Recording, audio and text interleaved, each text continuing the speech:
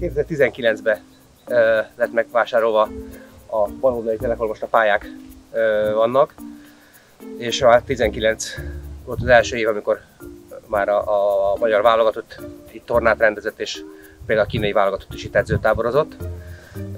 Akkor még nem gondoltuk, hogy ekkora nagy beruházást sikerült végrehajtani, és 2021-ben sikerült megvásárolni a szomszédtelket is, ahol most épül a kiszolgáló létesítmény. A földszinten kizárólagosan a sporthoz szükséges funkciók vannak, játékletű öltöző, edzői szoba, konditerem, videószoba, orvosi szoba, öltözők, mosdók, és az első emeleten pedig apartmanok lesznek, 2-4 fős apartmanok, és összesen 38 fő fog tudni tudunk elszámolásolni.